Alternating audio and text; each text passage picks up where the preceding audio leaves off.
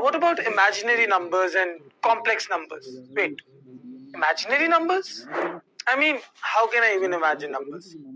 Basically numbers की जरूरत उस वक्त पड़ी जब लोगों को कुछ गिनना था, जब काउंटिंग करनी थी।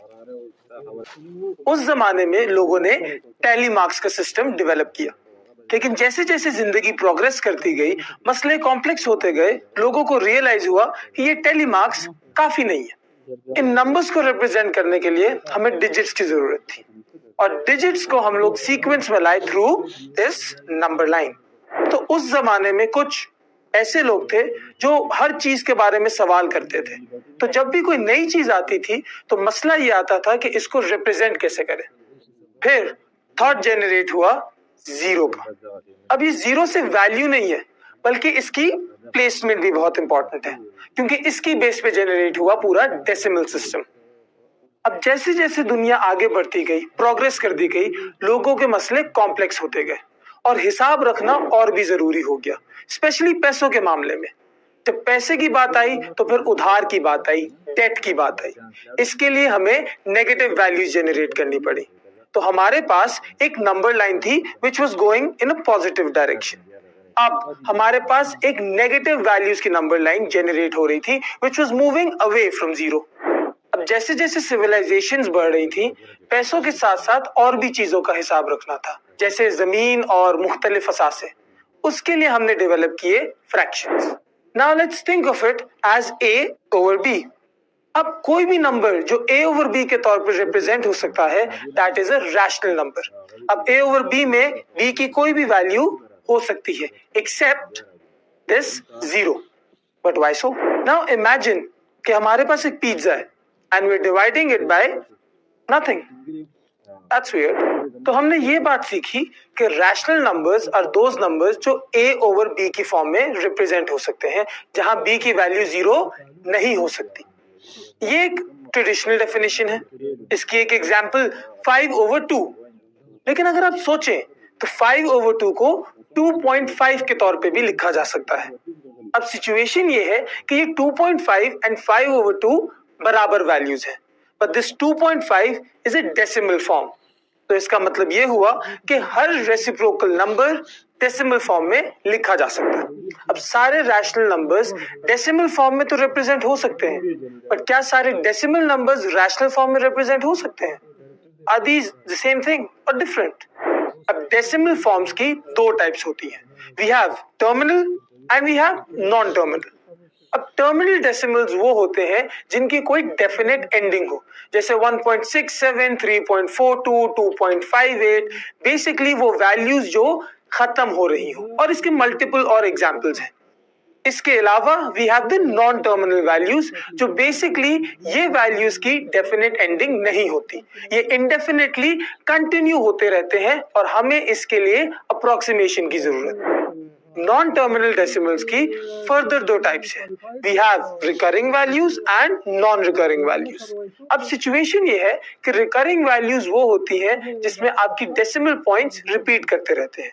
For example 1.66666 and so on, जो कि इंडेफिनेटली रिपीट कर रहे हैं।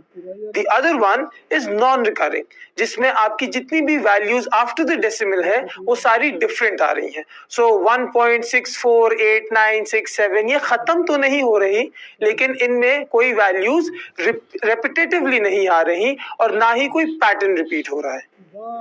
अगला सवाल ये है कि क्या नॉन टर्मिनल रिकरिंग डिजिट में सिर्फ एक ही डिजिट बार बार रिपीट हो सकता है, जबकि ऐसा नहीं है। This can also happen in a pattern. For example we have 1.46464646 और ये 46 कंटिन्यू होता रहता है। अब ये कोई एक डिजिट तो नहीं है, but this goes on in an indefinite pattern and this is called a non terminating recurring decimal. अब क्या ये बात जरूरी है कि ये रिकरिंग नंबर्स या ये रिकरिंग पैटर्न डेसिमल के फौरन बाद शुरू हो जाए? नहीं। For example let's take the number 3.645252525252। तो इधर सिचुएशन क्या हो रही है कि रिकरिंग डेसिमल तो है, लेकिन ये 64 के बाद शुरू हो रहा है। ये इंपॉर्टेंट इसीलिए है क्योंकि कभी कभार हम ये अज्यूम कर लेते हैं कि ये पैटर्न अगर जल्दी डेवलप नहीं हुआ तो हमारा नंबर इरैशनल है, क्योंकि कैलकुलेटर के ऊपर हमारे पास फाइनाइट स्पेस होती है। बट एक्चुअली एट टाइम्स आपकी जो रिकरेंस है that takes place after a certain value of decimal places. अब हमारे पास non terminal non recurring decimals बचते हैं जिनका बेसिकली कोई पैटर्न डेवलप नहीं होता। So let's pick any number 3.6489348। So इसमें सिचुएशन ये है कि कोई पैटर्न डेवलप नहीं हो रहा, so the decimals are non recurring, और क्योंकि इनका एंड नहीं है these are non terminal as well.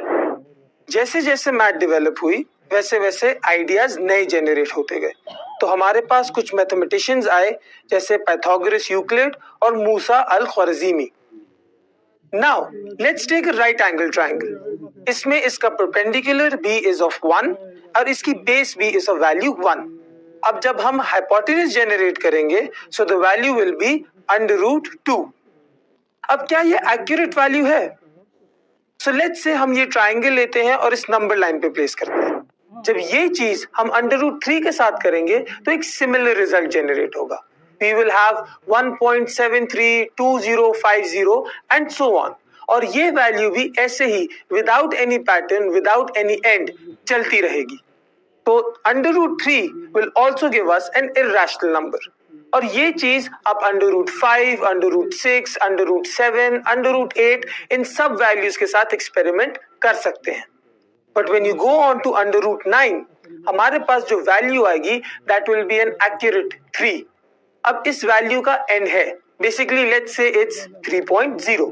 तो इसमें सिचुएशन ये है कि √9 is actually a perfect square.